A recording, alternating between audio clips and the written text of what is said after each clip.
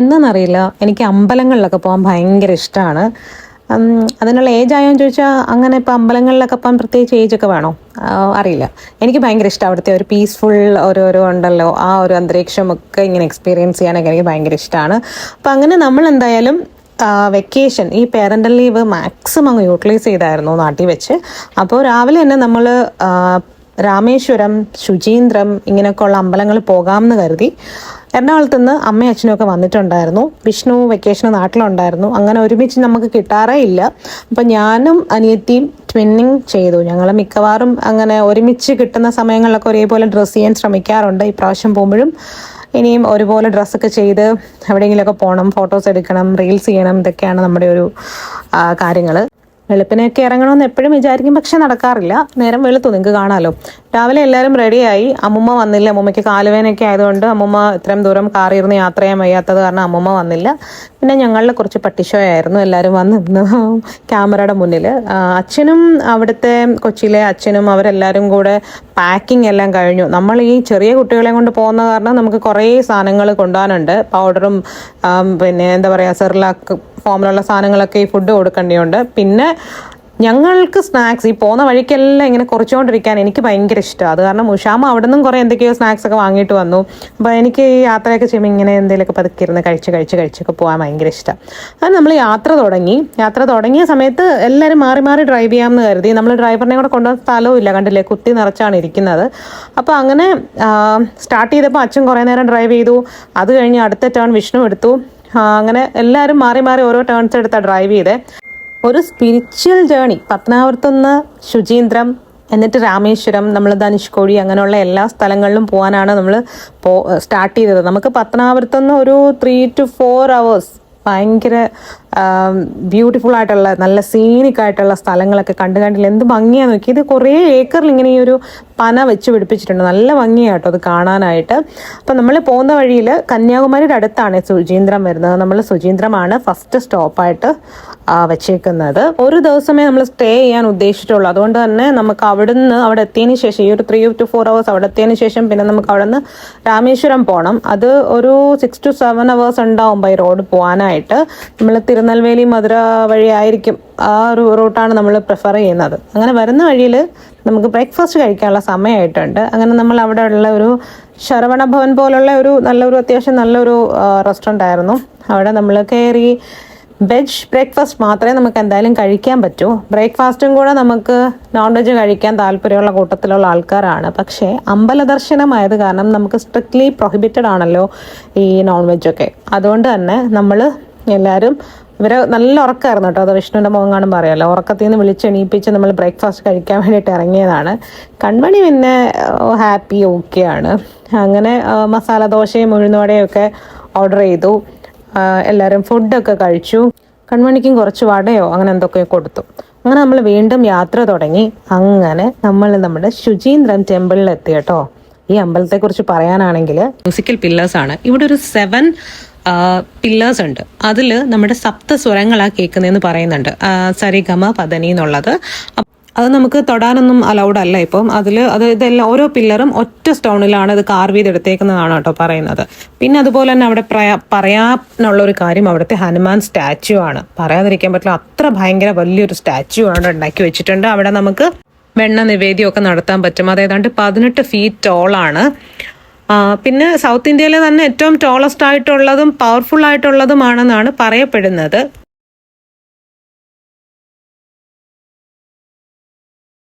അങ്ങനെ തൊഴിലും പ്രസാദം വാങ്ങലും ഒക്കെ കഴിഞ്ഞു. ഇവിടെയാണ് നമ്മൾ സ്റ്റേ ചെയ്തത്.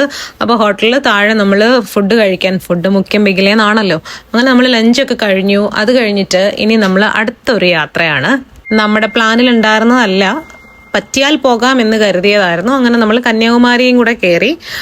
ടൈം ഉണ്ടല്ലോ എന്ന് കരുതി നമ്മൾ കന്യാകുമാരിയിലും കൂടെ പോരുന്നു. അപ്പോൾ വിവേകാനന്ദ പാറയിലോട്ട് പോകാൻ വേണ്ടിയിട്ടുള്ള ഒരു വെയിറ്റിങ്ങും ലൈനപ്പൊക്കെയാണ് കണ്ടത്. അങ്ങനെ നമ്മളിവിടെ വന്നും കുറച്ച് ഫോട്ടോസൊക്കെ എടുത്തു. എല്ലാവരുടെയും കൂടെ നമ്മളിവിടെ വന്നിന്ന് കുറച്ച് ഇങ്ങനെ സൺഗ്ലാസ് ആരും കൊണ്ടുവന്നില്ല. അപ്പോൾ അതൊക്കെ ഇവിടെ ഇങ്ങനെ കൊണ്ട് നടന്ന് വെക്കുന്ന ആൾക്കാരില്ലേ, അവരുടെ അടുത്ത് നിന്ന് വാങ്ങിക്കുകയും കുറേ നേരം ഇങ്ങനെ എല്ലാവരും കൂടെ സ്പെൻഡ് ചെയ്തു. പിന്നെ കന്യാകുമാരി എന്ന് പറയുമ്പോൾ നമുക്ക് ഭയങ്കര സ്പെഷ്യലാണ്. നമ്മൾ ചെറുതിലെ തൊട്ടേ ഒരുപാട് പ്രാവശ്യം പോയൊരു സ്ഥലം. പിന്നെന്താ പറയുക, 3 ഓഷ്യൻസ് മീറ്റ് ചെയ്യുന്ന സ്ഥലം, Arabian Sea, Bay of Bengal, Indian Ocean അല്ലേ. അതുപോലെ തന്നെ കന്യാകുമാരി ഫേമസ് ആണ് അതിൻ്റെ ബ്യൂട്ടിഫുൾ സൺറൈസും സൺസെറ്റ് വ്യൂസും ഒക്കെ അല്ലേ. അത് കാണാനും ഭയങ്കര മാജിക്കലാണെന്ന് തോന്നാറുണ്ട്. പിന്നെ നമുക്കിവിടെ കാണാനുള്ള വേറൊരു കാര്യം വിവേകാനന്ദ പാറയാണ്, വിവേകാനന്ദ റോക്ക് മെമ്മോറിയൽ. അവിടെ ആയിരുന്നു നമ്മുടെ വിവേകാനന്ദ സ്വാമി മെഡിറ്റേറ്റ് ചെയ്തുകൊണ്ടിരുന്ന സ്ഥലം. പിന്നെ അതുപോലെ ഇവിടെ നമുക്ക് വലിയൊരു തിരുവള്ളുവർ സ്റ്റാച്യു, അത് തമിഴ്നാടിൻ്റെ ഒരു സിമ്പിളാണ്, തമിഴ് കൾച്ചർ ആൻഡ് വിസ്ഡം ആണ്, അതിൻ്റെ ഒരു സിമ്പിളായിട്ടാണ് ആ തിരുവള്ളുവർ സ്റ്റാച്യു ഇവിടെ ഉണ്ടാക്കി വെച്ചേക്കുന്നത്. അത് ശരിക്കും പറഞ്ഞാൽ ഒരു ടൂറിസ്റ്റ് പ്ലേസ് മാത്രമല്ല, it's A peaceful and spiritual experience you should never miss, അങ്ങനെ വേണം പറയാൻ. ഞാൻ എത്ര പ്രാവശ്യം പോയിട്ടുണ്ടെന്ന് എനിക്കെന്നെ അറിയില്ല. പക്ഷേ ഇപ്രാവശ്യം ചെന്നപ്പോൾ പുതുതായിട്ട് കണ്ടൊരു മറ്റൊരു കാര്യമാണ് കേട്ടോ ഈ ഗ്ലാസ് ബ്രിഡ്ജ്. ഗ്ലാസ് ബ്രിഡ്ജ് എന്ന് തന്നെയാണെന്ന് തോന്നുന്നു ഇതിന് പറയുന്നത്. ഇത് ആ ഒരു സീയുടെ മുകളിലൂടെ ഒരു ട്രാൻസ്പെറൻറ്റ് ഗ്ലാസ് വോക്ക് വേ ആണ് ഇത് ചെയ്തേക്കുന്നത്. നമുക്കത് ശരിക്കും പറഞ്ഞാൽ ആ ഓഷ്യൻ നമുക്ക് റൈറ്റ് ബിലോ നമ്മുടെ ഫീറ്റിൽ ഇങ്ങനെ ഫീൽ ചെയ്യും. അതുപോലെ ഭയങ്കര, എനിക്ക് കുറച്ച് പേടിയാണ് ഇതിൻ്റെ മുകളിലൂടെ നടക്കാൻ. എങ്കിലും നമ്മൾ എല്ലാവരും കുറച്ചിങ്ങനെ ഒരു ഇത് പേടിച്ചാണ് നടക്കുന്നത്. അതിൻ്റെ അതൊരു ശരിക്കും പറഞ്ഞാൽ ഒരു ത്രില്ലിങ് എക്സ്പീരിയൻസ് ആണ്. എല്ലാവരും വന്ന് നിന്ന് ഒരുപാട് ഫോട്ടോസൊക്കെ എടുക്കുകയും വീഡിയോസ് എടുക്കുകയും ഒക്കെ ചെയ്യുന്നുണ്ട്, കണ്ടില്ലേ. അതുപോലെ തന്നെ നമുക്ക് അവിടെ നിന്നിട്ട് വിവേകാനന്ദ റോക്ക് മെമ്മോറിയൽ നല്ല ക്ലിയർ ആയിട്ട് കാണാനൊക്കെ പറ്റും.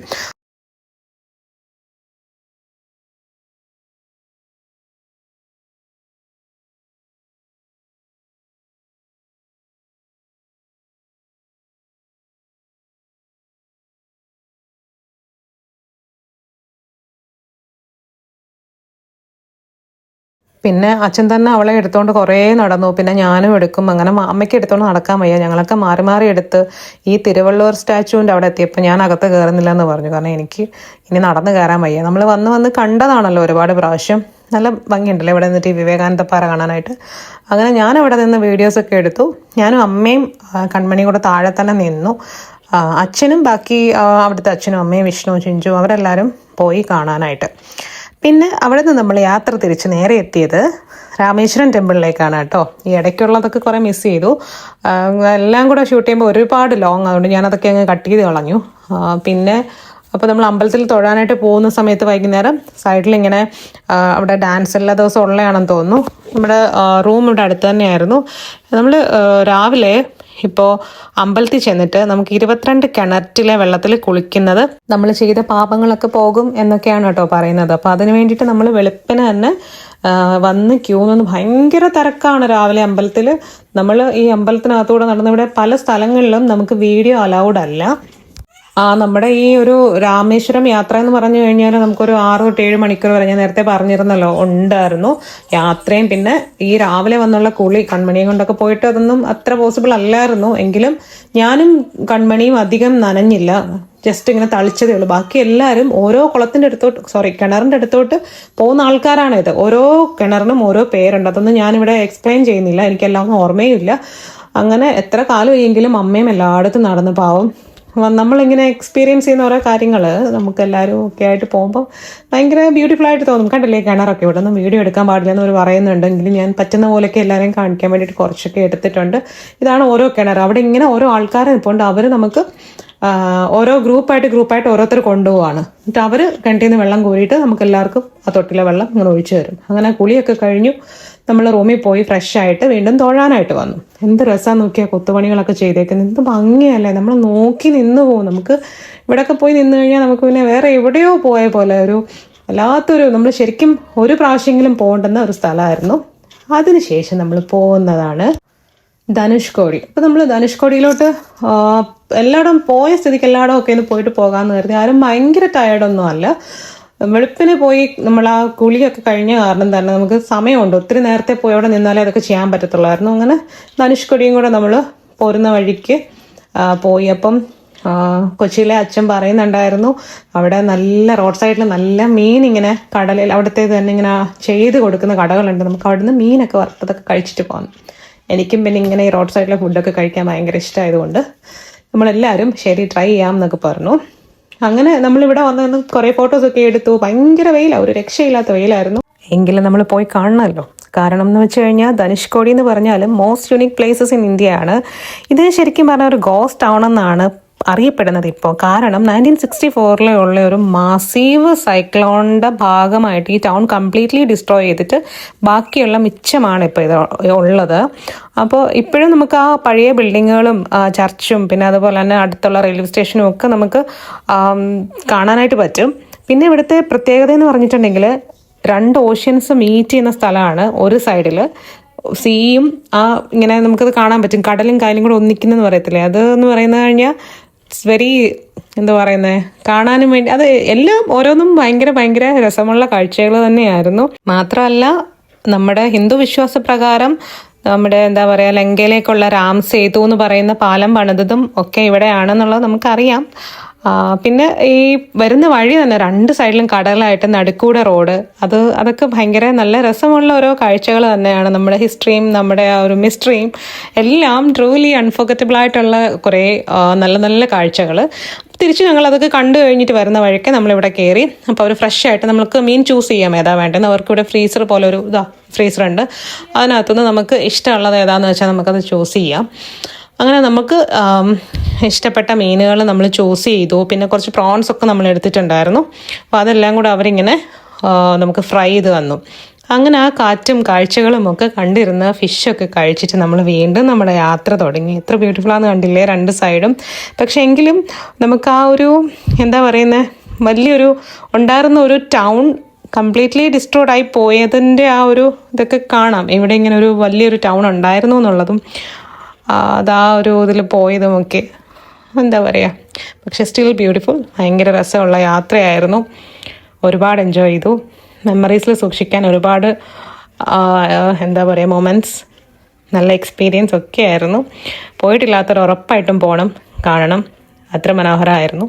പോകുന്ന വഴിക്ക് നമ്മൾ പിന്നെ പാമ്പൻ ബ്രിഡ്ജ് ക്രോസ് ചെയ്താണ് പോകുന്നത്. അപ്പോൾ നീല കളറിൽ ഇങ്ങനെ 2 സൈഡിലും കാണാൻ നല്ല ബ്യൂട്ടിഫുൾ ആയിരുന്നു. ഞാനിത് എത്ര പ്രാവശ്യം ഇതെല്ലാം കാരണം കണ്ടതൊക്കെ അത്ര മനോഹരം, വീണ്ടും വീണ്ടും കാണുന്നത് അതിലും മനോഹരം. അതുകൊണ്ട് എനിക്കിങ്ങനെ പറഞ്ഞിട്ടും തീർന്നില്ല.